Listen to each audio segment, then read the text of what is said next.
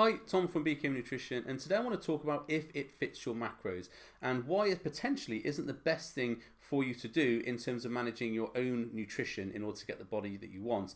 Now, if it fits your macros was actually a phrase coined a little while ago by Alan Aragon, I think, when he was responding to a question where someone says, "Can I have this in my diet?" And he said, "Well, if it fits your macros, you can."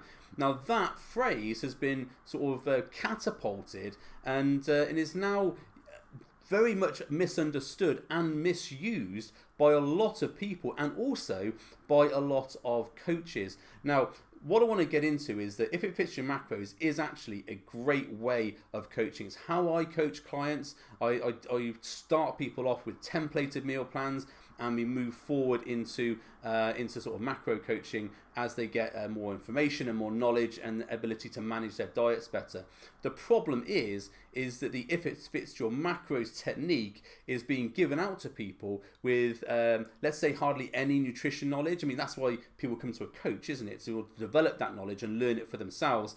And the problem is when people join these sort of 6-week shred programs and these guru coach programs, the gurus, they used to give out all these cookie cutter diet plans. So like, oh, here's some oats and whey in the morning, then some chicken and rice, then some chicken and rice, then some chicken and rice, and then let's have some steak and nuts for an evening meal. And then they would just give that to everybody regardless of their calories or whatever. Now that sort of thing worked because it was very basic, it was easy for people to make and easy for them to follow for a time, but also the fact that it was so restrictive and so linear that people, as long as they stuck to it and did the exercise, would generally see an improvement in their shape. Now for some people obviously it was too little calories, some people it was too much, but for general people it did work. And this is how most sort of fitness guru coaches did coach before nutrition started to become like a sexy cool thing that you needed to know about. Now they don't have to do that because there's so many calorie calculators and stuff on the web. And so what you can do is this sort of guru coach does, says, right, go to this site, work out your calories and your macros, and then that's what you eat. And they would do a little sort of welcome video into their group and say, oh, here's your macros, here's how to calculate them, here's how to incorporate into diet. Off you go. And then there'd be loads of workouts and stuff for you to do. Now, provided people used, say, MyFitnessPal or something like that and stuck to their macros, which was in a sense their calories, they would then lose weight. So it was an effective tool, but it's very much a blunt instrument unless you've got the knowledge behind it about how to use it. So I'm going to give you an example of this. So for example, I often see people saying on social media or whatever, because I follow a lot of people who are into fitness and stuff like that, and they just get people who go, oh, I've come to the end of my day and I've got 4 grams of protein, 10 grams of carbs and 3 grams of fats left on my macros. What food can I have? And then what you get is a lot of people sort of in the same sort of like group, I suppose, going, oh, this and this, or like, 1 teaspoon of peanut butter and like half a chicken breast or something like that, all these weird combinations they can have, when actually what that person should be doing is, if they've stuck to their macros for the majority of the day and they've only got those little things left, well, they've stuck to their diet, so 85-90%, it's absolutely fine to think, well, I've been really good, I've stuck to everything on my diet today, what's left? What calories have I got left? So if you did have this fictitious, 5 grams of protein, let's say 5 grams of carbs, and then like 5 grams of fats, that's about 20 plus 45, it's about 85 calories, give or take. So they could have a banana or like a little bit of an apple or something like that. They could have 100 calories rather than thinking about this macro, this macro, this macro. And this is why it's an effective tool, but also it can start to become the prison that you're trying to get away from by having a flexible diet. So if it fits your macros, it's supposed to be flexible eating. You can have whatever you want as long as it fits your macros. But what happens is that's flexible to a point into the fact that you have to stick to the macros. But then when you get to the end of the day and you've only got those certain macros left, you're then involved in this prison that you must stick to those macros because you're following a macro-based diet.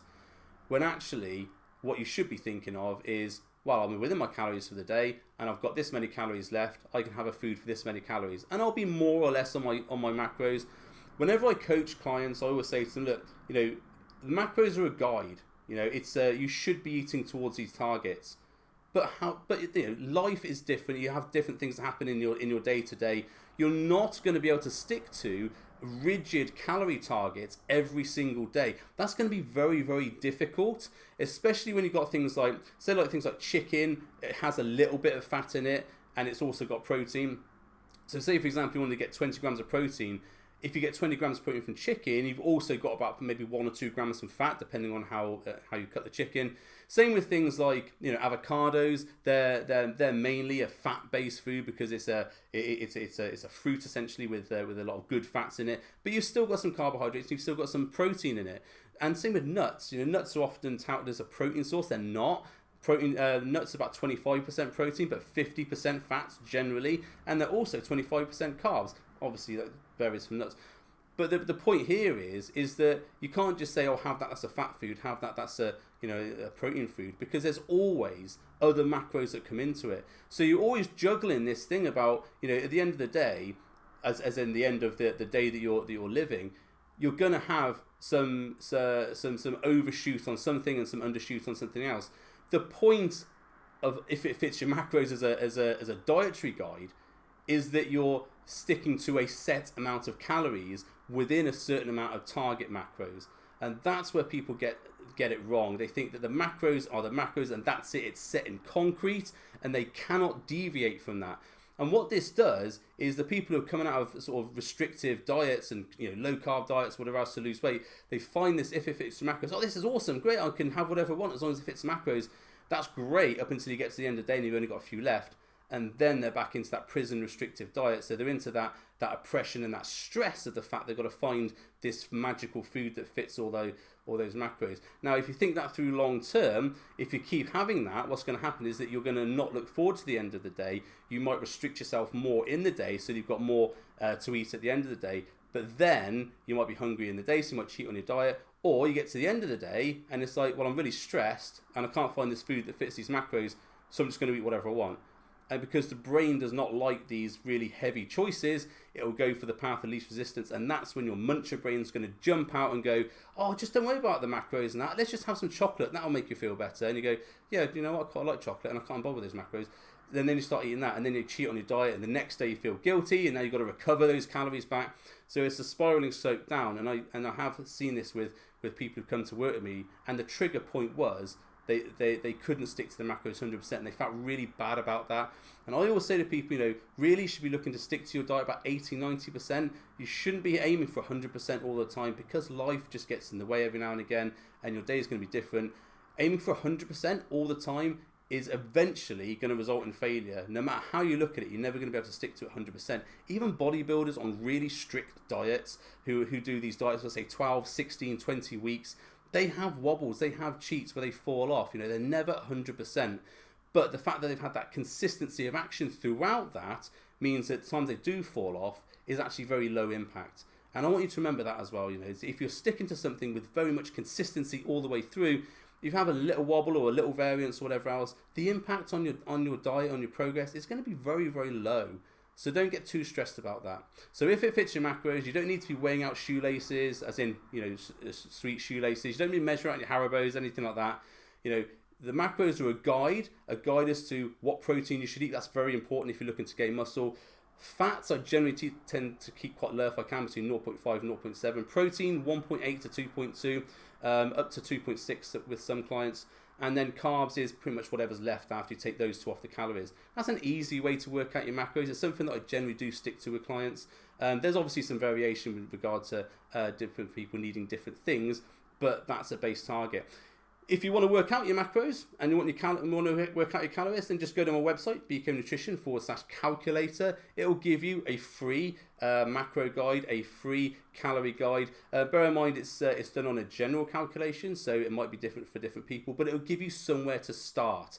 And then please just don't follow those macros rigidly. Think about, I need a 15% either way variance that I can actually stick to, and that will give you a lot more happiness and a lot less stress. So I hope you enjoyed the video, hope you found it useful, and if you are doing it, if it fits your macros, you don't obviously need my permission to go out and eat differently from the diet, but don't get too caught up in it. You know, it's a guide, it's to make you feel more flexible and more happy. That's what you should be thinking of. not trying to be stressed over the fact that you can't hit your macros at the end of the day. Exactly. Okay, if you like the video, thank you very much. Please like, share, subscribe, do all those nice things that help get my ratings up, and I'll see you on the next video. Bye for now.